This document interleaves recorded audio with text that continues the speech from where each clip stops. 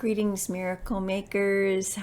This is classic miracle number 16, and I'm so excited to tell you about the outcome of the work that we get to do with 8 to Great. Actually, everyone that we see transform their lives using these skills of get the picture and taking a risk. Every single person is a miracle to me, but one of the favorite miracles for me is of a young man named Ryan.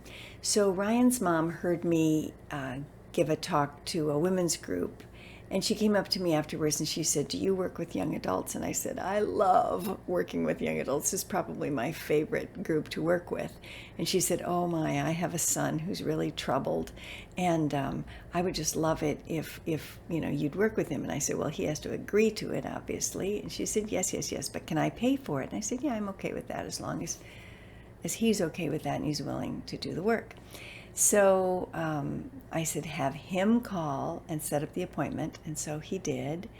And I was kind of expecting, I don't know, maybe a biker kid, just really a hardened looking kid. Because again, up for a felony, that was something. Instead, I got this, feet this much bigger than his legs, moppy, red-headed kid with curls in his eyes and freckles, and this just darling little, he looked little guy, 19 at the time, skinny, just so dear immediately. Not that every kid isn't dear, but I said, "Ryan?" And he said, "Yeah." And I go, "Oh, come on in." So he did, and he sat down on the couch, and I explained to him that I teach a process, and that if at any time he didn't want to continue with the process, all he needed to say was, "I want to stop now," and I'd shake his hand and thank him, and nobody would be the worse off. So I said, it's all about you, just you get to decide. He said, "Okay." And I said, "All right, so we're going to start with just a little basic thing. We're going to start with something we're grateful for. So I'm going to start by sharing 3 things I'm grateful for, and then I'm going to ask you to share 3 things you're grateful for," because I knew I had to get him to a higher vibration in order to start attracting the kinds of miraculous changes that he wanted to make in his life. And I shared mine, and then he sat, and I had my little yellow legal pad, and I'm doodling for quite a while, probably 2-3 minutes, which is a while of silence. And finally he said, "I can't think of one thing. Every single thing in my life is just terrible.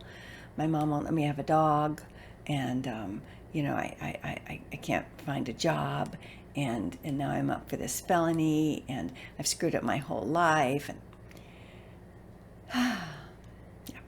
so I said, "Okay, well, we're going to do something here. It's not a punishment. It's just, this will work a little better. We're going to end the session early, and we'll start next." Sorry about that. "We'll start next week again. So I'm not going to charge you for this session, or your mom. But come with me, please." So we walked to the door, and I said, "Look at that tree, Ryan. If you had to think of 3 things you were grateful for just about that tree, what might you say?" And he says, "Well, it's pretty." And I said, "Yeah, it is." He said, "And it's big. It probably gives you a lot of shade." And I said, "It does. It's really nice." And he goes, "And birds live in it, so it's good that birds have a home." And I said, "Yes, it is. Look at that. You came up with 3 pretty easily. So, Ryan, here's your homework. Write down, just keep a little journal, 3 new things you're grateful for every day, all week, and then come back next week, same time, and we'll start again. Just bring that list with you." And he goes, 3 new things a day?" I said, "Yeah, right, you can do this." He goes, "That's going to be really hard." And I go, it might be a little hard at first, but just remember, you came up with 3 about the tree, so maybe you can come up with 3 about, your car, or 3 about, your body, or your talent playing basketball, or whatever." And he said, "Okay, I'll try." and he went home. Now, Ryan had been a star basketball in middle school, like on the national radar, star basketball player, just phenomenal. And his father had driven him around to take him to all these tournaments because he was on these big star kinds of teams that were bigger than just his school. And his freshman year, his parents had gotten a divorce, and who did Ryan blame? Yeah, Ryan blamed Ryan.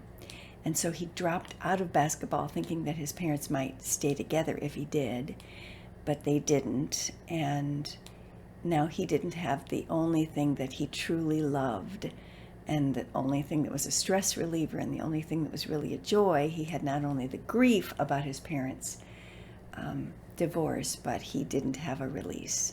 So he turned to drugs his sophomore year to basically avoid suicide. And then he was selling drugs in his dorm room freshman year in college, which is how he got the potential felony.